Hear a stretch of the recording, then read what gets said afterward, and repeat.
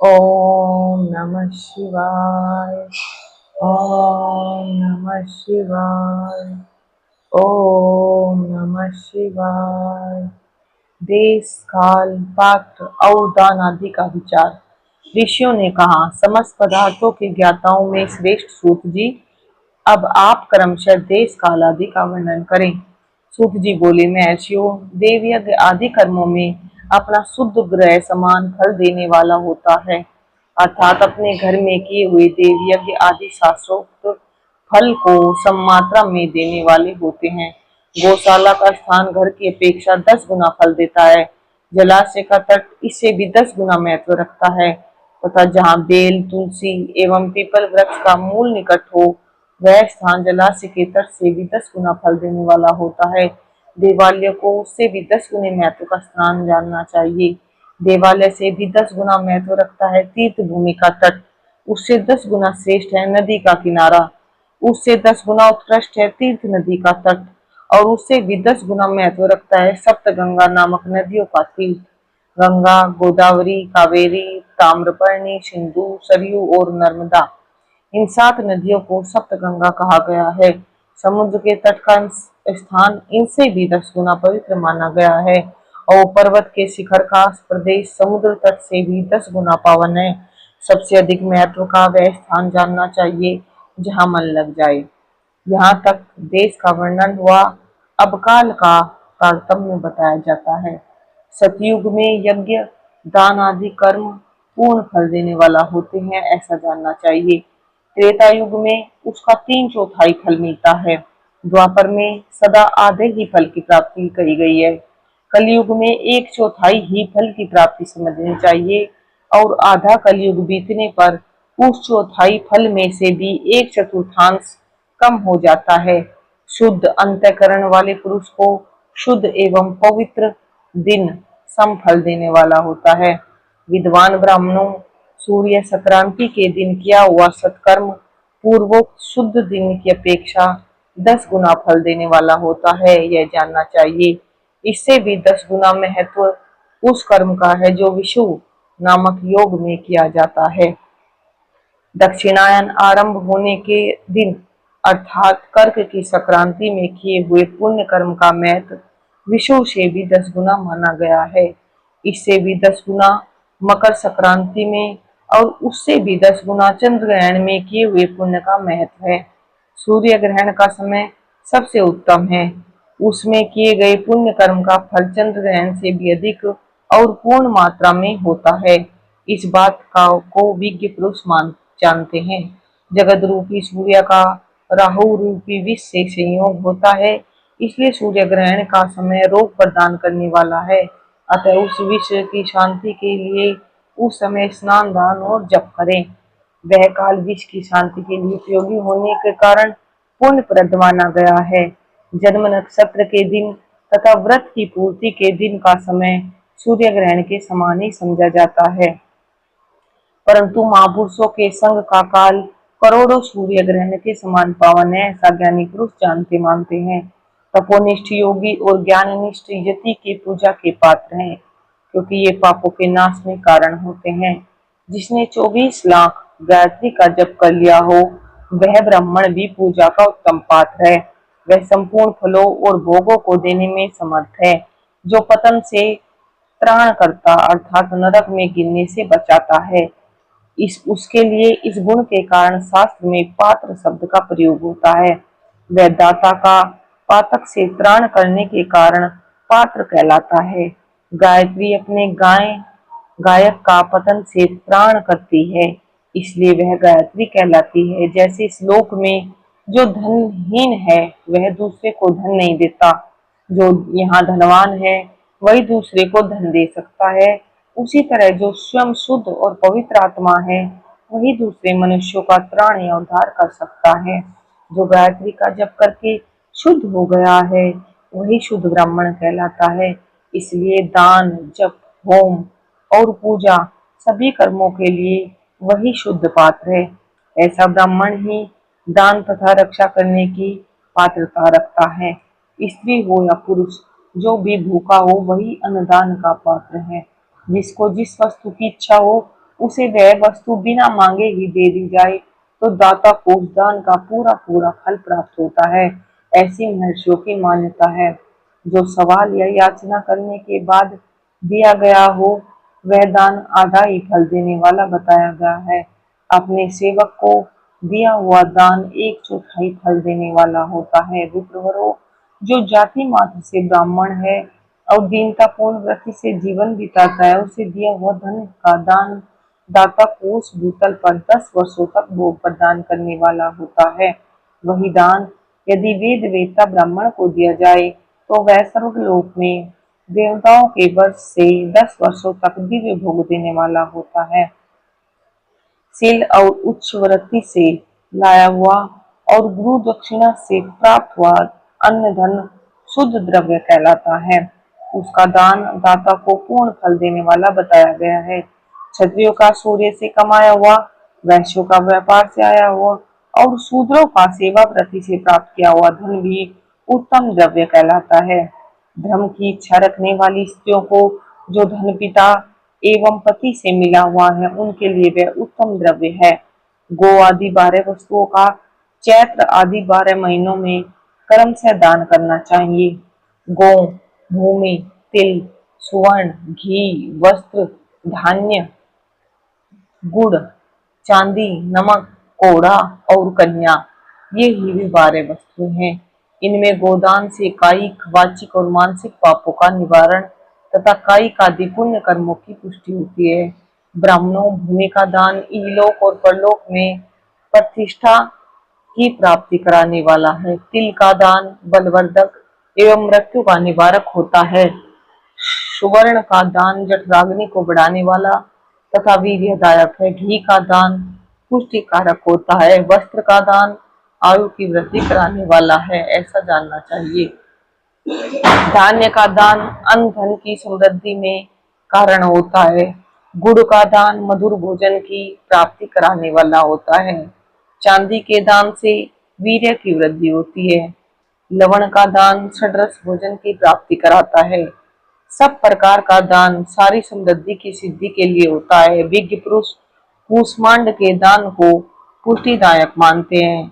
कन्या का दान आजीवन भोग देने वाला कहा गया है। ब्राह्मणों व लोक और परलोक में भी संपूर्ण भोगों की प्राप्ति कराने वाला है। विद्वान पुरुष को चाहिए कि जिन वस्तुओं से श्रवण आदि इंद्रियों की तृप्ति होती है उनका सदा दान करें। स्रोत आदि 10 इंद्रियों के जो शब्द आदि 10 विषय हैं उनका दान किया जाए तो वे भोगों की प्राप्ति कराते हैं तथा दिशा आदि इंद्रिय देवताओं को संतुष्ट करते हैं। वेद और शास्त्र को गुरुमुख से ग्रहण करके गुरु के उपदेश से अथवा स्वयं ही बोध प्राप्त करने के पश्चात जो बुद्धि का निश्चय होता है कि कर्मों का फल अवश्य मिलता है, इसी को उच्च कोटि की आस्तिकता कहते हैं। भाई बंधु अथवा राजा के भय से जो आस्तिकता बुद्धि या श्रद्धा होती है वह कनिष्ठ श्रेणी की आस्तिकता है जो सर्वदा दरिद्र है। इसलिए जिनके पास सभी वस्तुओं का अभाव है वह वाणी अथवा कर्म द्वारा यजन करें। मंत्र, स्तोत्र और जप आदि को वाणी द्वारा किया गया यजन समझना चाहिए तथा तीर्थ यात्रा और व्रत आदि को विद्वान पुरुष शारीरिक यजन मानते हैं। जिस किसी भी उपाय से थोड़ा हो या बहुत देवतार्पण बुद्धि से जो कुछ भी दिया अथवा किया जाए वह दान या सत्कर्म भोगों की प्राप्ति कराने में समर्थ होता है। तपस्या और दान ये 2 कर्म मनुष्य को सदा करने चाहिए तथा ऐसे ग्रह का दान करना चाहिए जो अपने वर्ण और गुण से सुशोभित हो। बुद्धिमान पुरुष देवताओं की तृप्ति के लिए जो कुछ देते हैं वह अतिशय मात्रा में और सब प्रकार के भोग प्रदान करने वाला होता है। उस दान से विद्वान पुरुष इहलोक और परलोक में उत्तम जन्म और सदा सुलभ होने वाला भोग पाता है। ईश्वरार्पण बुद्धि से यज्ञ दान आदि कर्म करके मनुष्य मोक्ष फल का भागी होता है। ओम नमः शिवाय। ओम नमः शिवाय। ओम नमः शिवाय। विंध्वेश्वर संहिता अध्याय 15। ओम।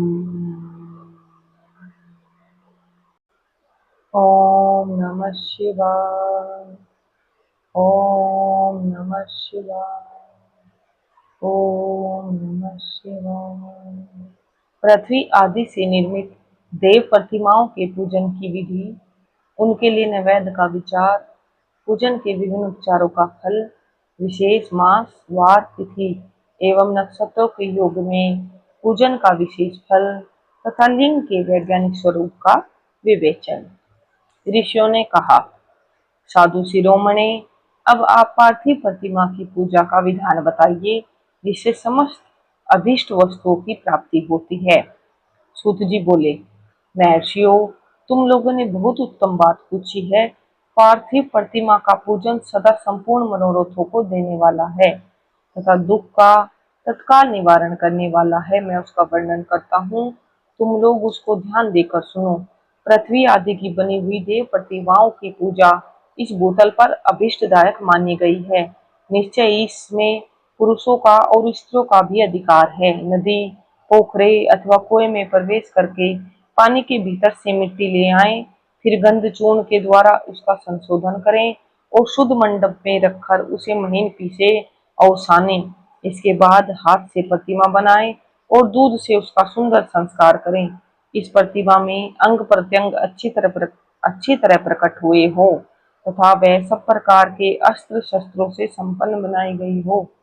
तदंतर उसे पद्मासन पर स्थापित करके आदर पूर्वक उसका पूजन करे। गणेश, सूर्य, विष्णु, दुर्गा और शिव की प्रतिमा का, शिव का एवं शिवलिंग का द्विज को सदा पूजन करना चाहिए। षोडशोपचार पूजन जनित फल की सिद्धि के लिए 16 उपचारों द्वारा पूजन करना चाहिए। पुष्प से प्रोक्षण और मंत्र पाठ पूर्वक अभिषेक करें। अघनी के चावल से नैवेद्य तैयार करें। सारा नैवेद्य एक कुड़व होना चाहिए। घर में पार्थिव पूजन के लिए एक कुड़व और बाहर किसी मनुष्य द्वारा स्थापित शिवलिंग के पूजन के लिए एक प्रस्त नैवेद्य तैयार करना चाहिए, ऐसा जानना चाहिए। देवताओं द्वारा स्थापित शिवलिंग के लिए 3 सेर नैवेद्य अर्पित करना उचित है और स्वयं प्रकट हुए स्वयंभूलिंग के लिए 5 सेर। ऐसा करने पर पूर्ण फल की प्राप्ति समझनी चाहिए। इस प्रकार सहस्त्र बार पूजा करने से द्विज सत्यलोक को प्राप्त कर लेता है। 12 अंगुल चौड़ा, इससे दूना और 1 अंगुल अधिक अर्थात 25 अंगुल लंबा तथा 15 अंगुल चौड़ा जो लोहे या लकड़ी का बना हुआ पात्र होता है, उसे विद्वान पुरुष शिव कहते हैं। उसका 8वां भाग प्रस्थ कहलाता है, जो 4 कुंडों के बराबर माना गया है। मनुष्य द्वारा स्थापित शिवलिंग के लिए 10 प्रस्थ, ऋषियों द्वारा स्थापित शिवलिंग के लिए 100 प्रस्थ और शंभु शिवलिंग के लिए 1 सहस्र प्रस्थ नैवेद्य निवेदन किया जाए तथा जल, तेल आदि तथा गंध द्रव्यों की भी यथायोग्य मात्रा रखी जाए, तो यह उन शिवलिंगों की महापूजा बताई जाती है। देवता का अभिषेक करने से आत्मसिद्धि होती है। गंध से पुण्य की प्राप्ति होती है। नैवेद्य लगाने से आयु बढ़ती है और तृप्ति होती है। धूप निवेदन करने से धन की प्राप्ति होती है। दीप दिखाने से ज्ञान का उदय होता है और तांबूल समर्पण करने से भोग की उपलब्धि होती है। इसलिए स्नान आदि 6 उपचारों को यत्न पूर्वक अर्पित करें। नमस्कार और जप, ये दोनों संपूर्ण अभिष्ट फल को देने वाले हैं। इसलिए भोग और मोक्ष की इच्छा रखने वाले लोगों को पूजा के अंत में सदा ही जप और नमस्कार करना चाहिए। मनुष्य को चाहिए कि वह सदा पहले मन से पूजा करे, फिर उन उपचारों से करे। देवताओं की पूजा से उन देवताओं के लोकों की प्राप्ति होती है तथा उनके अवान्तर लोक में भी यथेष्ट भोग की वस्तुएं उपलब्ध होती हैं। अब मैं देव पूजा प्राप्त होने वाले विशेष फलों का वर्णन करता हूँ। द्विजो, तुम लोग श्रद्धा पूर्वक सुनो। विघ्नराज गणेश की पूजा से भूलोक में उत्तम अभीष्ट वस्तुओं की प्राप्ति होती है। शुक्रवार को श्रावण और भाद्रपद मासों के शुक्ल पक्ष की चतुर्थी को और पौष मास में शतभिषा नक्षत्र के आने पर विधि पूर्वक गणेश जी की पूजा करनी चाहिए। 100 या सहस्त्र दिनों में 100 या सहस्त्र बार पूजा करें। देवता और अग्नि में श्रद्धा रखते हुए किए जाने वाला उनका नित्य पूजन मनुष्यों को पुत्र एवं अभीष्ट वस्तु प्रदान करता है। वह समस्त पापों का समन तथा भिन्न भिन्न दुष्कर्मों का विनाश करने वाला है। विभिन्न वारों में की हुई शिव आदि की पूजा को आत्म शुद्धि प्रदान करने वाली समझना चाहिए। वार या दिन, तिथि, नक्षत्र और योगों का आधार है, समस्त कामनाओं को देने वाला है, उसमें वृद्धि और क्षय नहीं होता, इसलिए उसे पूर्ण ब्रह्म स्वरूप मानना चाहिए। सूर्योदय काल से लेकर सूर्योदय काल आने तक एक बार की तिथि मानी गई है, जो ब्राह्मण आदि सभी वर्णों के कर्मों का आधार है। विहित तिथि के पूर्व भाग में की हुई देव पूजा मनुष्यों को पूर्ण भोग प्रदान करने वाली होती है।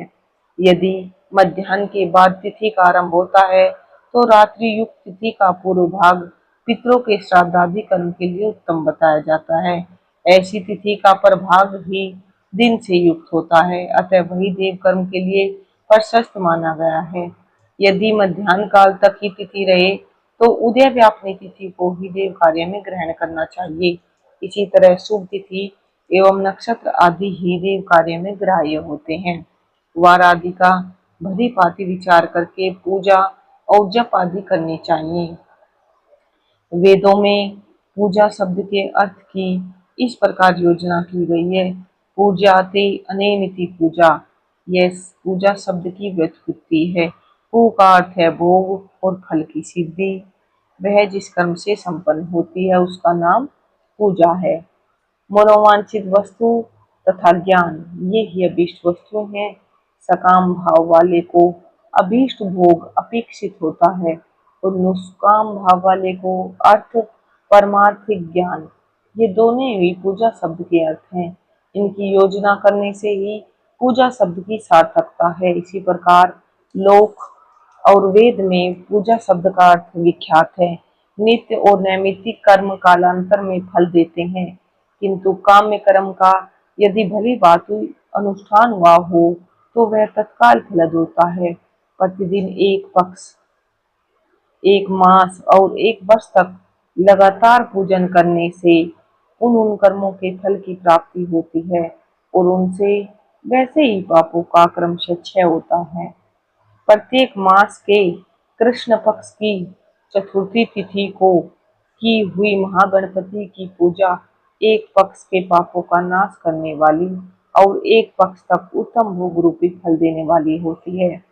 चैत्र मास में चतुर्थी को की हुई पूजा एक मास तक किए गए पूजन का फल देने वाली होती है और जब सूर्य सिंह राशि पर स्थित हो उस समय भाद्रपद मास की चतुर्थी को की हुई गणेश जी की पूजा एक वर्ष तक मनोवांछित भोग प्रदान करती है, ऐसा जानना चाहिए। श्रावण मास के रविवार को हस्त नक्षत्र से युक्त सप्तमी तिथि को तथा माघ शुक्ला सप्तमी को भगवान सूर्य का पूजन करना चाहिए।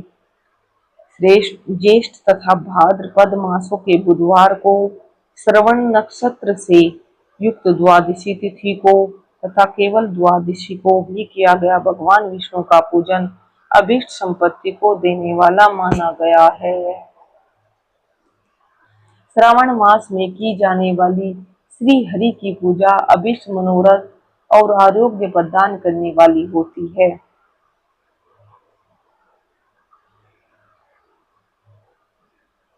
अंगों एवं उपकरणों सहित पूर्वोक्त गो आदि 12 वस्तुओं का दान करने से जिस फल की प्राप्ति होती है उसी को द्वादशी तिथि में आराधना द्वारा श्री विष्णु की तृप्ति करके मनुष्य प्राप्त कर लेता है। जो द्वादशी तिथि को भगवान विष्णु के 12 नामों द्वारा 12 ब्राह्मणों का षोडशोपचार पूजन करता है वह उनकी प्रसन्नता प्राप्त कर लेता है। इसी प्रकार संपूर्ण देवताओं के विभिन्न 12 नामों द्वारा किया हुआ 12 ब्राह्मणों का पूजन उन देवताओं को प्रसन्न करने वाला होता है। कर्क की संक्रांति से युक्त श्रावण मास में नवमी तिथि को मृगशिरा नक्षत्र के योग में अंबिका का पूजन करे, वे संपूर्ण मनोवांछित भोगों और फलों को देने वाली हैं। ऐश्वर्य की इच्छा रखने वाले पुरुष को उस दिन अवश्य उनकी पूजा करनी चाहिए। अश्विन मास के शुक्ल पक्ष की नवमी तिथि संपूर्ण अभीष्ट फलों को देने वाली है। उसी मास के कृष्ण पक्ष की चतुर्दशी यदि रविवार पड़ा हो तो उस दिन का भी महत्व विशेष बढ़ जाता है। उसके साथ ही यदि आद्रा और महाद्रा का योग हो तो उक्त अवसरों पर की हुई शिव पूजा का विशेष महत्व माना गया है। माघ कृष्णा चतुर्दशी को की हुई शिव की पूजा संपूर्ण अभीष्ट फलों को देने वाली है। वह मनुष्यों की आयु बढ़ाती, मृत्यु कष्ट को दूर हटाती और समस्त सिद्धियों की प्राप्ति कराती है। ज्येष्ठ मास में चतुर्दशी को यदि महाद्रा का योग हो अथवा मार्गशीर्ष मास में किसी भी तिथि को यदि आद्रा नक्षत्र हो तो उस अवसर पर विभिन्न वस्तुओं की बनी हुई मूर्ति के रूप में शिव की जो 16 उपचारों से पूजा करता है उस पुण्यात्मा के चरणों का दर्शन करना चाहिए। भगवान शिव की पूजा मनुष्यों को भोग और मोक्ष देने वाली है, ऐसा जानना चाहिए। कार्तिक मास में प्रत्येक वार और तिथि आदि में महादेव जी की पूजा का विशेष महत्व है। कार्तिक मास आने पर विद्वान पुरुष दान, तप, होम, जप और नियम आदि के द्वारा समस्त देवताओं का षोडशोपचारों से पूजन करे। उस पूजन में देव प्रतिमा, ब्राह्मण तथा मंत्रों का उपयोग आवश्यक है। ब्राह्मणों को भोजन कराने से भी वह पूजन कर्म संपन्न होता है। पूजक को चाहिए कि वह कामनाओं को त्याग कर पीड़ा रहित हो देवाराधन में तत्पर रहे। कार्तिक मास में देवताओं का यजन पूजन समस्त भोगों को देने वाला, व्याधियों को हर लेने वाला तथा भूतों और ग्रहों का विनाश करने वाला है। कार्तिक मास के रविवारों को भगवान सूर्य की पूजा करने और तेल तथा सूती वस्त्र देने से मनुष्यों के कोढ़ आदि रोगों का नाश होता है। हरे, काली मिर्च, वस्त्र और खीरा आदि का दान और ब्राह्मणों की प्रतिष्ठा करने से क्षय के रोग का नाश होता है। दीप और सरसों के दान से मृगी का रोग मिट जाता है। कृत्तिका नक्षत्र से युक्त सोमवारों को किया हुआ शिवजी का पूजन मनुष्य के महान दारिद्र्य को मिटाने वाला और संपूर्ण संपत्तियों को देने वाला है। घर की आवश्यक सामग्रियों को के साथ ग्रह और क्षेत्र आदि का दान करने से भी उक्त फल की ही प्राप्ति होती है। कर्तिका युक्त मंगलवारों को श्री स्कंद का पूजन करने से तथा दीपक एवं घंटा आदि का दान देने से मनुष्यों को शीघ्र ही वाक सिद्धि प्राप्त हो जाती है। उनके मुंह से निकली हुई हर बात सत्य होती है। कृत्तिका युक्त बुधवारों को किया हुआ श्री विष्णु का यजन तथा दही भात का दान मनुष्यों को उत्तम संतान की प्राप्ति कराने वाला होता है। कृत्तिका युक्त गुरुवारों को धन से ब्रह्मा जी का पूजन तथा मधु, सोना और घी का दान करने से मनुष्यों के भोग वैभव की वृद्धि होती है। कृत्तिका युक्त शुक्रवारों को गजानन गणेश जी की पूजा करने से तथा गंध, पुष्प एवं अन्न का दान देने से मानवों के भोग्य पदार्थों की वृद्धि होती है। उस दिन सोना, चांदी आदि का दान करने से बंध्या को भी उत्तम पुत्र की प्राप्ति होती है। कृत्तिका युक्त शनिवारों को दिक्पालों की वंदना, दिग्गजों, नागों और सेतुपालों का पूजन, त्रिनेत्रधारी रुद्र, पापहारी विष्णु और तथा ज्ञानदाता ब्रह्मा का आराधन और धन्वंतरी एवं दोनों अश्वनी कुमारा का पूजन करने से रोग, दुर्मृत्यु और अकाल मृत्यु का निवारण होता है तथा तत्कालिक व्याधियों की शांति हो जाती है। नमक, लोहा, तेल और उड़द आदि का त्रिकटु फल, गंध और जल आदि का तथा घृत आदि द्रव पदार्थों का और सुवर्ण, मोती आदि कठोर वस्तुओं का भी दान देने से स्वर्गलोक की प्राप्ति होती है। इनमें से नमक आदि का मान कम से कम 1 प्रस्थ होना चाहिए और स्वर्ण आदि का मान कम से कम 1 पल। धन की संक्रांति से युक्त पौष मास में उषा काल में शिव आदि समस्त देवता का पूजन क्रमशः समस्त सिद्धियों की प्राप्ति कराने वाला होता है। इस पूजन में अघनी के चावल से तैयार किए हुए भविष्य का नैवेद्य उत्तम बताया जाता है। पौष मास में नाना प्रकार के अन्न का नैवेद्य विशेष महत्व रखता है। मार्गशीर्ष मास में केवल अन्न का दान करने वाले मनुष्यों को भी संपूर्ण अभीष्ट फलों की प्राप्ति हो जाती है। मार्गशीर्ष मास में अन्न का दान करने वाले मनुष्य के सारे पाप नष्ट हो जाते हैं। वह अभीष्ट सिद्धि, आरोग्य, धर्म, वेद का सम्यक ज्ञान, उत्तम अनुष्ठान का फल, इहलोक और परलोक में महान भोग, अंत में सनातन योग, मोक्ष तथा वेदांत ज्ञान की सिद्धि प्राप्त कर लेता है। जो भोग की इच्छा रखने वाला है वह मनुष्य मार्गशीर्ष मास आने पर कम से कम 3 दिन भी उषा काल में अवश्य देवता को पूजन करे और पौष मास को पूजन से खाली न जाने दे। उषा काल से लेकर संगव काल तक ही पौष मास में पूजन का विशेष महत्व बताया गया है। पौष मास में पूरे महीने भर जितेंद्रिय और निराहार रहकर द्विज प्रातः काल से मध्याह्न काल तक वेद माता गायत्री का जप करे। तत्पश्चात रात को सोने के समय तक पंचाक्षर आदि मंत्रों का जप करे। ऐसा करने वाले ब्राह्मण ज्ञान पाकर शरीर छूटने के बाद मोक्ष को प्राप्त कर लेता है। द्विजेतर नर नारियों को त्रिलोक, त्रिकाल स्नान और पंचाक्षर मंत्र के ही निरंतर जप से विशुद्ध ज्ञान प्राप्त हो जाता है। इष्ट मंत्रों का सदा जप करने से बड़े बड़े पापों का भी नाश हो जाता है। सारा चराचर जगत बिंदु ना नाद स्वरूप है।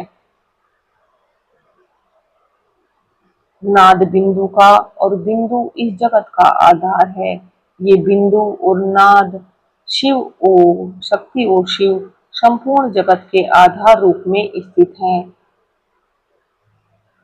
बिंदु और नाद से युक्त सब कुछ शिव स्वरूप है क्योंकि वही सबका आधार है। आधार में ही आधे का समावेश अथवा लय होता है, यही सकलीकरण है और इस सकलीकरण की स्थिति से ही सृष्टि काल में जगत का प्रादुर्भाव होता है, इसमें संशय नहीं है। शिवलिंग बिंदु नाद स्वरूप है, अतः उसे जगत का कारण बताया जाता है। बिंदु देव है और नाद शिव, इन दोनों का संयुक्त रूप ही शिवलिंग कहलाता है। अतः जन्म के संकट से छुटकारा पाने के लिए शिवलिंग की पूजा करनी चाहिए। बिंदु रूपा देवी उमा माता है और नाद स्वरूप भगवान शिव पिता। इन माता पिता के पूजित होने से परमानंद की ही प्राप्ति होती है। अतः परमानंद का लाभ लेने के लिए शिवलिंग का विशेष रूप से पूजन करें। देवी उमा जगत की माता हैं और भगवान शिव जगत के पिता। जो इनकी सेवा करता है उस पुत्र पर इन दोनों माता पिता की कृपा नित्य अधिकाधिक बढ़ती रहती है। वे पूजक पर कृपा करके उसे अपना आंतरिक ऐश्वर्य प्रदान करते हैं। अतः मुनीश्वरों आंतरिक आनंद की प्राप्ति के लिए शिवलिंग को माता पिता का स्वरूप मानकर उसकी पूजा करनी चाहिए। भर्ग पुरुष रूप है और भर्गा प्रकृति कहलाती है। अव्यक्त आंतरिक अधिष्ठान रूप गर्भ को पुरुष कहते हैं और सुव्यक्त आंतरिक अधिष्ठान भूत गर्भ को प्रकृति। पुरुष आदि गर्भ है, वह प्रकृति रूप गर्भ से युक्त होने के कारण वह गर्भवान है क्योंकि वही प्रकृति का जनक है। प्रकृति में जो पुरुष का संयोग होता है यही पुरुष से उसका प्रथम जन्म कहलाता है। अव्यक्त प्रकृति से महत्वादि के क्रम से जो जगत का व्यक्त होता है यही उस प्रकृति का द्वितीय जन्म कहलाता है। जीव पुरुष से ही बारंबार जन्म और मृत्यु को प्राप्त होता है। माया द्वारा अन्य रूप से प्रकट किया जाना ही उसका जन्म कहलाता है। जीव का अधिकार, जीव का शरीर जन्म काल से ही जीर्ण होने लगता है, इसलिए उसे जीव संज्ञा दी गई है। जो जन्म लेता और विविध पाशों द्वारा तनाव में पड़ता है उसका नाम जीव है। जन्म और बंधन जीव शब्द का अर्थ ही है। अतः जन्म मृत्यु रूपी बंधन की निवृत्ति के लिए जन्म के अधिष्ठान भूत मात्र पितृ स्वरूप शिवलिंग का पूजन करना चाहिए। गाय का दूध, गाय का दही और गाय का घी, इन तीनों के पूजन के लिए शहद और शक्कर के साथ पृथक पृथक भी रखें और इन सबको मिलाकर सम्मिलित रूप से पंचामृत भी तैयार कर लें। इनके द्वारा शिवलिंग का अभिषेक और स्नान कराएं। फिर गाय के दूध और अन्न के मेल से नैवेद्य तैयार करके प्रणव मंत्र के उच्चारण पूर्वक उसे भगवान शिव को अर्पित करें। संपूर्ण प्रणव को ध्वनि लिंग कहते हैं। शंभु लिंग नाद स्वरूप होने के कारण नाद लिंग कहा गया है। यंत्र या अर्घा बिंदु स्वरूप होने के कारण बिंदु लिंग के रूप में विख्यात है। उसमें अचल रूप से प्रतिष्ठित जो शिवलिंग है वह मकार स्वरूप है, इसलिए मकार लिंग कहलाता है। सवारी निकालने आदि के लिए जो चरलिंग होता है वह उकार स्वरूप होने से उकार लिंग कहा गया है, तथा पूजा की दीक्षा लेने वाले जो गुरु या आचार्य हैं उनका विग्रह आकार का प्रतीक होने से आकार लिंग माना गया है। इस प्रकार अकार, उकार, मकार, बिंदु, नाद और ध्वनि के रूप में लिंग के 6 भेद हैं। इन 6 लिंगों की नित्य पूजा करने से साधक जीवन मुक्त हो जाता है, इसमें संशय नहीं है। ओम नमः शिवाय। ओम नमः शिवाय। ओम नमः शिवाय। विंध्वेश्वर संहिता अध्याय 16 संपूर्ण। ओम नमः शिवाय। ओम नमः शिवाय। ओम नमः शिवाय। षडलिंग स्वरूप प्रणव का महात्म्य, उसके सूक्ष्म रूप और स्थूल रूप, पंचाक्षर मंत्र का विवेचन, उसके जप की विधि एवं महिमा, कार्य ब्रह्म के लोकों से लेकर कान रुद्र के लोकों तक का विवेचन करके कालातीत पंचावरण विशिष्ट शिवलोक के अनिर्वचनीय वैभव का निरूपण तथा शिव भक्तों के सत्कार की महत्ता। ऋषि बोले, प्रभु महामुनि, आप हमारे लिए क्रमशः षडलिंग स्वरूप प्रणव का महात्म्य तथा शिव भक्त के पूजन का प्रकार बताइए। सूत जी ने कहा, महर्षियों, आप लोग तपस्या के धनी हैं। आपने यह बड़ा सुंदर प्रश्न उपस्थित किया है, किंतु इसका ठीक ठीक उत्तर महादेव जी ही जानते हैं, दूसरा कोई नहीं। तथापि भगवान शिव की कृपा से ही मैं इस विषय का वर्णन करूंगा। वे भगवान शिव हमारी ओर आप लोगों की रक्षा का भारी भार बारंबार स्वयं ही ग्रहण करें। प्रय नाम है प्रकृति से उत्पन्न संसार रूपी महासागर का। प्रणव इससे पार करने के लिए दूसरी नाव है, इसलिए इस ओंकार को प्रणव की संज्ञा देते हैं। ओंकार अपने जप करने वाले साधकों से कहता है, प्रपंच न नहीं है वह तुम लोगों के लिए। अतः इस भाव को लेकर भी ज्ञानी पुरुष ओम को प्रणव नाम से जानते हैं। इसका दूसरा भाव यों है, प्रकृष्णे न नयेत व युष्मान मोक्षम इति वा प्रणवे, अर्थात यह तुम सब उपासकों को बलपूर्वक मोक्ष तक पहुंचा देगा। इस अभिप्राय से भी से ऋषि मुनि प्रणव कहते हैं। अपना जप करने वाले योगियों के तथा अपने मंत्र की पूजा करने वाले उपासक के समस्त कर्मों का नाश करके यह दिव्य नूतन ज्ञान देता है, इसलिए भी इसका नाम प्रणव है। उन माया रहित महेश्वर को ही नव अर्थात नूतन कहते हैं। वे परमात्मा प्रकृष्ट रूप से नव अर्थात शुद्ध स्वरूप हैं, इसलिए प्रणव कहलाते हैं। प्रणव साधक को नव अर्थात नवीन कर देता है, इसलिए भी विद्वान पुरुष उसे प्रणव के नाम से जानते हैं, अथवा प्रकृष्ट रूप से नव दिव्य परमात्म ज्ञान प्रकट करता है, इसलिए वह प्रणव है।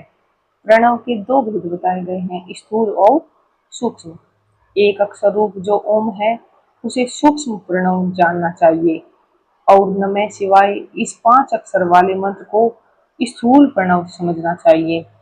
जिसमें 5 अक्षर व्यक्त नहीं है वह सूक्ष्म है, और जिसमें 5 अक्षर सुस्पष्ट रूप से व्यक्त है वह स्थूल है। जीवन मुक्त पुरुष के लिए सूक्ष्म प्रणव का जप का विधान है। वही उसके लिए समस्त साधनों का सार है। यद्यपि जीवन मुक्त के लिए किसी साधन की आवश्यकता नहीं है, क्योंकि वह सिद्ध रूप है, तथापि दूसरों की दृष्टि में जब तक उसका शरीर रहता है, तब तक उसके द्वारा प्रणव जप की सहज साधना स्वतः होती रहती है। वह अपनी देह का विलय होने तक सूक्ष्म प्रणव मंत्र का जप और उसका अर्थभूत परमात्मा तत्व का अनुसंधान करता रहता है। जब शरीर नष्ट हो जाता है, तब वह पूर्ण ब्रह्म स्वरूप शिव को प्राप्त कर लेता है। यह सुनिश्चित बात है। जो अर्थ का अनुसंधान न करके केवल मंत्र का जप करता है, उसे निश्चय ही योग की प्राप्ति होती है। जिसने 36 करोड़ मंत्र का जप कर लिया है, उसे अवश्य योग प्राप्त हो जाता है। सूक्ष्म प्रणव के भी ह्रस्व और दीर्घ के भेद से दो रूप जानने चाहिए: अकार, उकार, मकार, बिंदु, नाद, शब्द, काल और कला। इनसे युक्त जो प्रणव है, उसे दीर्घ प्रणव कहते हैं। वह योगियों के ही हृदय में स्थित होता है।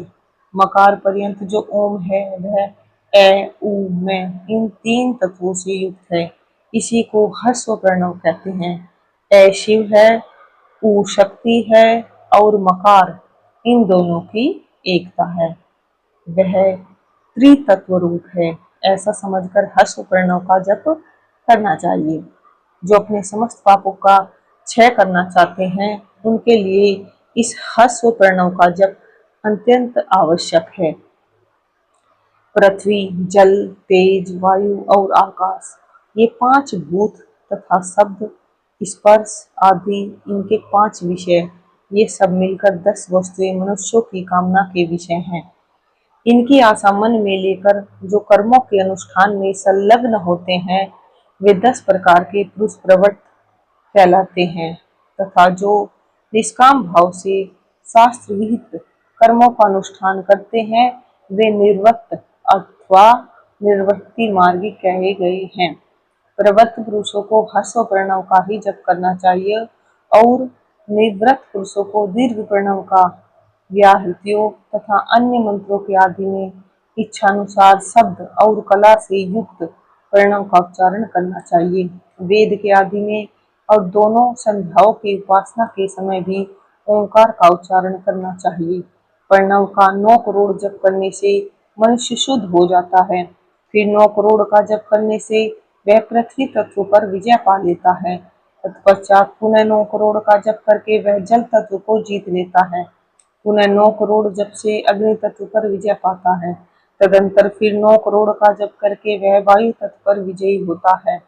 फिर 9 करोड़ के जप से आकाश को अपने अधिकार में कर लेता है। इसी प्रकार 9 करोड़ का जप करके वह क्रम से गंध, रस, रूप, स्पर्श और शब्द पर विजय पाता है। इसके बाद फिर 9 करोड़ का जप करके अहंकार को भी जीत लेता है। इस तरह 108 करोड़ प्रणव का जप करके उत्कृष्ट बोध को प्राप्त हुआ पुरुष शुद्ध योग का लाभ करता है। शुद्ध योग से युक्त होने पर वह जीवन मुक्त हो जाता है, इसमें संशय नहीं है। सदा प्रणव का जप और प्रणव रूपी शिव का ध्यान करते करते समाधि में स्थित हुआ महायोगी पुरुष साक्षात शिव ही है, इसमें संशय नहीं है। पहले अपने शरीर में प्रणव के ऋषि, छंद और देवता आदि का न्यास करके फिर जप आरंभ करना चाहिए। अकारादि मात्रा वर्णों से युक्त प्रणव का अपने अंगों में न्यास करके मनुष्य ऋषि हो जाता है। मंत्रों के 10 विध संस्कार, मात्रा का न्यास तथा षड्भुव शोधन आदि के साथ संपूर्ण न्यास फल उसे प्राप्त हो जाता है। प्रवृत्ति तथा प्रवृत्ति निवृत्ति से मिश्रित भाव वाले पुरुषों के लिए स्थूल प्रणव का जप ही अभीष्ट साधक होता है। क्रिया, तप और जप के योग से शिवयोगी 3 प्रकार के होते हैं, जो क्रमशः क्रिया योगी, तपोयोगी और जप योगी कहलाते हैं। जो धन आदि वैभवों से पूजा सामग्री का संचय करके हाथ आदि अंगों से नमस्कार क्रिया करते हुए इष्ट देव की पूजा में लगा रहता है, वह क्रिया योगी कहलाता है। पूजा में संलग्न रहकर जो परिमित भोजन करता बाह्य इंद्रियों को जीतकर वश में किए रहता है, और मन को भी वश में करके परद्रोह आदि से दूर रहता है, वह तपोयोगी कहलाता है। इन सभी सद्गुणों से युक्त होकर जो सदा शुद्ध भाव से रहता तथा समस्त काम आदि दोषों से रहित हो शांत चित्त से निरंतर जप किया करता है, उसे महात्मा पुरुष जप योगी मानते हैं। जो मनुष्य 16 प्रकार के उपचारों से शिव योगी महात्माओं की पूजा करता है, वह शुद्ध होकर सालोक्य आदि के क्रम में उत्तरोत्तर उत्कृष्ट मुक्ति को प्राप्त कर लेता है। ये जो अब मैं जप योग का वर्णन करता हूँ, तुम सब लोग ध्यान देकर सुनो। तपस्या करने वाले के लिए जप का उपदेश किया गया है, क्योंकि वह जप करते करते अपने आप को सर्वथा शुद्ध निष्पाप कर लेता है। ब्राह्मणों, पहले नमः पद हो, उसके बाद चतुर्थी विभक्ति में शिव शब्द हो, तो पंच तत्वात्मक नमः शिवाय मंत्र होता है। इसे शिव पंचाक्षर कहते हैं। यह स्थूल प्रणव रूप है। से पंचाक्षर के जप से ही मनुष्य संपूर्ण सिद्धियों को प्राप्त कर लेता है। पंचाक्षर मंत्र के आदि में ओंकार लगाकर ही सदा उसका जप करना चाहिए। द्विजो, गुरु के मुख से पंचाक्षर मंत्र का उपदेश पाकर जहाँ सुख पूर्वक निवास किया जा सके, ऐसी उत्तम भूमि पर महीने के पूर्व पक्ष में प्रतिपदा से आरंभ करके कृष्ण पक्ष की चतुर्दशी तक निरंतर जप करता रहे। माघ और भादो के महीने अपना विशिष्ट महत्व रखते हैं। यह समय सब समयों से उत्तोत्तम माना गया है। साधक को चाहिए कि वह प्रतिदिन एक बार परिमित भोजन करे, मौन रहे, इंद्रियों को वश में रखे, अपने स्वामी एवं माता पिता की नित्य सेवा करे। इस नियम से रहकर जप करने वाले पुरुष एक सहस्र जप से ही शुद्ध हो जाता है, अन्यथा वह ऋणी होता है। भगवान शिव का निरंतर चिंतन करते हुए पंचाक्षर मंत्र का 5 लाख जप करे। जब काल में इस प्रकार ध्यान करे, कल्याणदाता भगवान शिव कमल के आसन पर विराजमान है। उनका मस्तक श्री गंगा जी तथा चंद्रमा की कला से सुशोभित है। उनकी बाईं जांघ पर आदिशक्ति भगवती उमा बैठी है। वहां खड़े हुए बड़े बड़े गण भगवान शिव की शोभा बढ़ा रहे हैं। महादेव जी अपने 4 हाथों में मृग मुद्रा, टंक तथा वर एवं अभय की मुद्रा धारण किए हुए हैं। इस प्रकार सदा सब पर अनुग्रह करने वाले भगवान सदाशिव का बारंबार स्मरण करते हुए हृदय अथवा सूर्य मंडल में पहले उनकी मानसिक पूजा करके फिर पूर्वाभिमुख हो पूर्वोक्त पंचाक्षरी विद्या का जप करे। उन दिनों साधक सदा शुद्ध कर्म ही करे, जबकि समाप्ति के दिन कृष्ण पक्ष की चतुर्दशी को प्रातःकाल नित्य कर्म करके शुद्ध एवं सुंदर स्थान में सोच संतोष आदि से नियमों से युक्त हो शुद्ध हृदय से पंचाक्षर मंत्र का 12 सहस्र जप करे। तत्पश्चात 5 सपत्नीक ब्राह्मणों का जो श्रेष्ठ एवं शिव भक्तों वर्ण करे। इनके अतिरिक्त एक श्रेष्ठ आचार्य प्रवर का भी वर्ण करे और उसे शाम सदाशिव का स्वरूप समझे।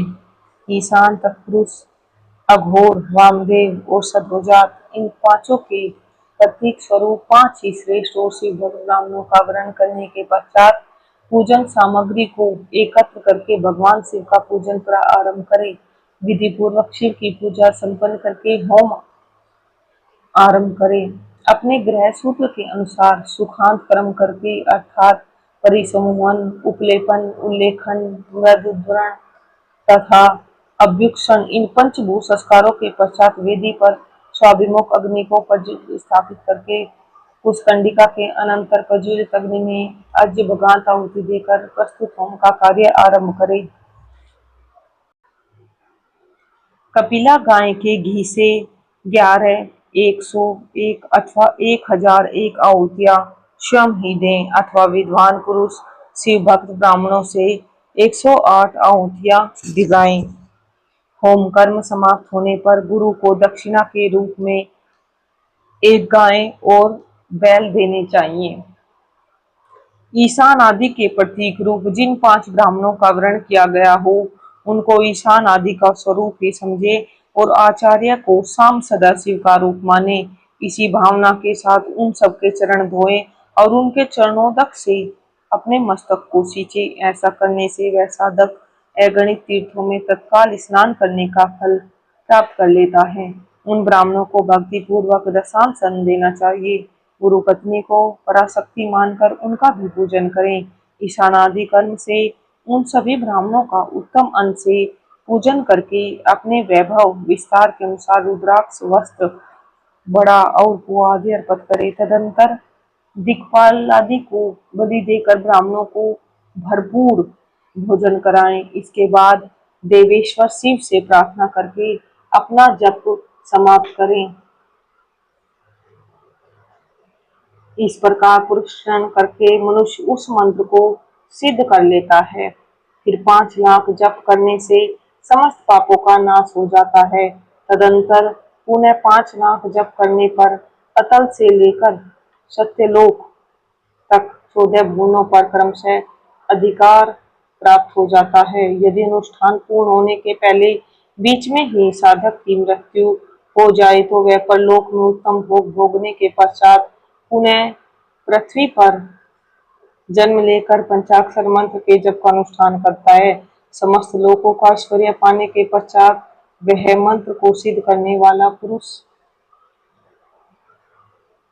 यदि पुनः 5 लाख जप करे तो उसे ब्रह्मा जी का सामीप्य प्राप्त होता है। पुनः 5 लाख जप करने से सारूप्य नामक ऐश्वर्य प्राप्त होता है। 100 लाख जप करने से वह साक्षात ब्रह्मा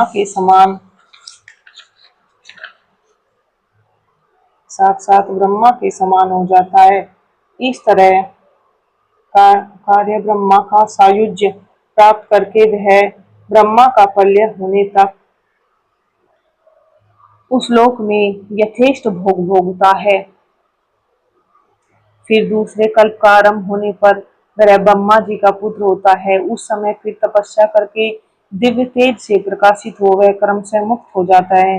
पृथ्वी आदि कार्य स्वरूप भूतों द्वारा पाताल से लेके सत्यलोक पर्यंत ब्रह्मा जी के 14 लोक क्रमशः निर्मित हुए हैं। सत्यलोक से ऊपर क्षमालोक तक जो 14 भुवन हैं वे भगवान विष्णु के लोक हैं। क्षमालोक से ऊपर सूचिलोक पर्यंत 28 भुवन स्थित हैं। सूचिलोक के अंतर्गत कैलाश में प्राणियों का संहार करने वाले रुद्रदेव विराजमान हैं। सूचिलोक से ऊपर अहिंसा लोक पर्यंत 56 भुवनों की स्थिति है। अहिंसा लोक का आश्रय लेकर जो ज्ञान कैलाश नामक नगर शोभा पाता है उसमें कार्यभूत महेश्वर सबको अदृश्य करके रहते हैं। अहिंसा लोक के अंत में काल चक्र की स्थिति है। यहाँ तक महेश्वर के विराट स्वरूप का वर्णन किया गया, वहीं तक लोकों का तिरोधान अथवा लय होता है। उससे नीचे कर्मों का भोग है और उससे ऊपर ज्ञान का भोग। उसके नीचे कर्म माया है और उसके ऊपर ज्ञान माया। अब मैं कर्म माया और ज्ञान माया का तात्पर्य बता रहा हूँ। माँ का अर्थ है लक्ष्मी। उससे कर्म भोग याद प्राप्त होता है, इसलिए वह माया अथवा कर्म माया कहलाती है। इसी तरह माँ अर्थात लक्ष्मी से ज्ञान भोग याद अर्थात प्राप्त होता है, इसलिए उसे माया या ज्ञान माया कहा गया है। उपयुक्त सीमा से नीचे नश्वर भोग है और ऊपर नित्य भोग। उससे नीचे ही तिरोधान अथवा लय है, ऊपर नहीं। वहां से नीचे ही कर्म में पासों द्वारा बंधन होता है, ऊपर बंधन का सदा अभाव है। उससे नीचे ही जीव सकाम कर्मों का अनुसरण करते हुए विभिन्न लोकों और योनियों में चक्कर काटते हैं। उससे ऊपर के लोकों में निष्काम कर्म का ही भोग बताया गया है। बिंदु पूजा में तत्पर रहने वाले उपासक वहां से नीचे के लोकों में ही घूमते हैं। उसके ऊपर तो निष्काम भाव से शिवलिंग की पूजा करने वाले उपासक ही जाते हैं। जो एकमात्र शिव की ही उपासना में तत्पर हैं, वे उससे ऊपर के लोकों में जाते हैं। वहां से नीचे जीव कोटि है और ऊपर ईश्वर कोटि। नीचे संसारी जीव रहते हैं और ऊपर मुक्त पुरुष। नीचे कर्मलोक है और ऊपर ज्ञानलोक। ऊपर मद और अहंकार का नाश करने वाली नम्रता है। वहाँ जन्म जनित तिरोधान नहीं है। उसका निवारण किए जाने बिना वहाँ किसी का प्रवेश संभव नहीं है। इस प्रकार तिरोधान का निवारण करने से वहाँ ज्ञान शब्द का अर्थ ही प्रकाशित होता है। आदि भौतिक पूजा करने वाले लोग उससे नीचे के लोगों में ही चक्कर काटते हैं। जो आध्यात्मिक उपासना करने वाले हैं वे ही उससे ऊपर को जाते हैं। जो सत्य, अहिंसा और धर्मों से युक्त हो, भगवान शिव के पूजन में तत्पर रहते हैं। वे काल चक्र को पार कर जाते हैं। काल चक्रेश्वर की सीमा तक जो विराट महेश्वर लोक बताया गया है, उससे ऊपर वृषभ के आकार में धर्म की स्थिति है। वहां ब्रह्मचर्य का मूर्तिमान रूप है। उसके सत्य, सोच, अहिंसा और दया ये चार पाद हैं। वह साक्षात शिवलोक के द्वार पर खड़ा है। क्षमा उसके सींग है, समकान है। वह वेद ध्वनि रूपी सत्य से विभूषित है। आस्तिकता उसके दोनों नेत्र हैं। विश्वास उसकी श्रेष्ठ बुद्धि एवं मन है। क्रिया आदि धर्म रूपी जो वृषभ है, वे कारण आदि में स्थित हैं, ऐसा जानना चाहिए। उसकी क्रियारूप वृषभाकार धर्म पर कालातीत शिव आरूढ़ होते हैं। ब्रह्मा, विष्णु और महेश्वर की जो अपनी अपनी आयु है, उसी को दिन कहते हैं। जहाँ धर्म रूपी वृषभ की स्थिति है, उससे ऊपर न दिन है न रात्रि, वहाँ जन्म मरण आदि भी नहीं है। फिर वहां फिर से कारण स्वरूप ब्रह्मा के कारण सत्यलोक पर्यंत 14 लोक स्थित हैं, जो 5 भौतिक गंधादि से परे हैं। उनकी सनातन स्थिति है। सूक्ष्म गंध भी उनका स्वरूप है। उनसे ऊपर फिर कारण रूप विष्णु के 14 लोक स्थित हैं। उनसे भी ऊपर फिर कारण रूपी रुद्र के 28 लोकों की स्थिति मानी गई है। फिर उनसे भी ऊपर कारण शिव के 56 लोक विद्यमान हैं। तदंतर शिव सम्मत ब्रह्मचर्य लोक है। और वहीं 5 आवरणों से युक्त ज्ञान में कैलाश है। वहाँ 5 मंडलों, 5 ब्रह्म कलाओं और आदि शक्ति से युक्त आदिलिंग प्रतिष्ठित है। उसे परमात्मा शिव का शिवालय कहा गया है। वहीं पराशक्ति से युक्त परमेश्वर शिव निवास करते हैं। वे सृष्टि, पालन, संहार, तिरोभाव और अनुग्रह इन 5 कृत्यों में प्रवीण है। उनका श्री विग्रह सच्चिदानंद स्वरूप है। वे सदा ध्यान रूपी धर्म में ही स्थित रहते हैं और सदा सब पर अनुग्रह किया करते हैं। वे स्वात्मा राम हैं और समाधि रूपी आसन पर आसीन हो नित्य विराजमान होते हैं। कर्म एवं ध्यान आदि का अनुष्ठान करने से क्रमशः साधन पथ में आगे बढ़ने पर उनका दर्शन साध्य होता है। नित्य नैमित्तिक आदि कर्मों द्वारा देवताओं का यजन करने से भगवान शिव के समाराधन कर्म में मन लगता है। क्रिया आदि जो शिव संबंधी कर्म है, उनके द्वारा शिव ज्ञान सिद्ध करें। जिन्होंने शिव तत्व का साक्षात्कार कर लिया है अथवा जिन पर शिव की कृपा दृष्टि पड़ चुकी है, वे सब मुक्त ही हैं, इसमें संशय नहीं है। आत्मस्वरूप से जो स्थिति है वही मुक्ति है। एकमात्र अपने आत्मा में रमण या आनंद का अनुभव करना ही मुक्ति का स्वरूप है। जो पुरुष क्रिया, तप, जप, ज्ञान और ध्यान रूपी धर्मों में भली भांति स्थित है, वह शिव का साक्षात्कार करके स्वात्मा राम स्वरूप रूप मोक्ष को भी प्राप्त कर लेता है। जैसे सूर्यदेव अपनी किरणों से अशुद्धि को दूर कर देते हैं, उसी प्रकार कृपा करने में कुशल भगवान शिव अपने भक्त के अज्ञान को मिटा देते हैं। अज्ञान की निवृत्ति हो जाने पर शिव ज्ञान स्वतः प्रकट हो जाता है। शिव ज्ञान से अपना विशुद्ध स्वरूप आत्मा रामत्व प्राप्त होता है और आत्मा रामत्व की सम्यक सिद्धि हो जाने पर मनुष्य कृतकृत्य हो जाता है।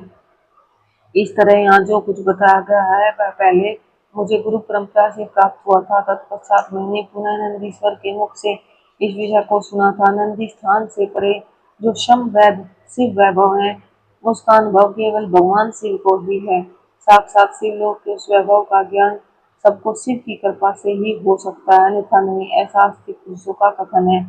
साधक को चाहिए कि वह 5 लाख जप करने के पश्चात भगवान शिव की प्रसन्नता के लिए महाभिषेक एवं नैवेद्य निवेदन करके शिव भक्तों का पूजन करे। भक्त की पूजा से भगवान शिव बहुत प्रसन्न होते हैं। शिव और उनके भक्त में कोई भेद नहीं है, वह साक्षात शिव स्वरूप ही है। शिव स्वरूप मंत्र को धारण करके वैसे भी हो गया रहता है। शिव भक्त का शरीर शिव रूप ही है, अतः उसकी सेवा में तत्पर रहना चाहिए। जो शिव के भक्त हैं वे लोक और वेद की सारी क्रियाओं को जानते हैं। जो क्रमशः जितना जितना शिव मंत्र का जप कर लेता है, उसके शरीर को उतना शिव का सामीप्य प्राप्त होता जाता है, इसमें संशय नहीं है। शिव भक्ति स्त्री का रूप देवी पार्वती का ही स्वरूप है। वह जितना मंत्र जपती है, उसे उतना ही देवी का सानिध्य प्राप्त होता जाता है। साधक शिव स्वरूप होकर पराशक्ति का पूजन करे। शक्ति, वेद तथा लिंग का चित्र बनाकर अथवा मिट्टी आदि से इनकी आकृति का निर्माण करके प्राण प्रतिष्ठा पूर्वक निष्कपट भाव से इनका पूजन करे। शिवलिंग को शिव मानकर, अपने को शक्ति रूप समझकर, शक्ति लिंग को देवी मानकर और अपने को शिव रूप समझकर शिवलिंग को नाद रूप तथा शक्ति को बिंदु रूप मानकर परस्पर सटे हुए शक्तिलिंग और शिवलिंग के प्रति उपादान और पद की भावना रखते हुए जो शिव और शक्ति का पूजन करता है वह मूल रूप की भावना करने के कारण शिव रूप ही है। शिव भक्त शिव मंत्र रूप होने के कारण शिव के ही स्वरूप हैं। जो 16 उपचारों से उनकी पूजा करता है उसे अभिष्ट वस्तु की प्राप्ति होती है। जो शिवलिंगोपासक शिव भक्त की सेवा आदि करके उसे आनंद प्रदान करता है उस विद्वान पर भगवान बड़े प्रसन्न होते हैं। 5, 10 या 100 सपत्नीक शिव भक्तों को बुलाकर भोजन आदि के द्वारा पत्नी सहित उनका सदैव समादर करें। धन में, देह में और मंत्र में शिव भावना रखते हुए उन्हें शिव और शक्ति का स्वरूप जानकर निष्कपट भाव से उनकी पूजा करें। ऐसा करने वाला पुरुष इस भूतल पर फिर जन्म नहीं लेता। ओम नमः शिवाय। ओम नमः शिवाय। ओम नमः शिवाय। विधेश्वर संहिता अध्याय 17 ओम।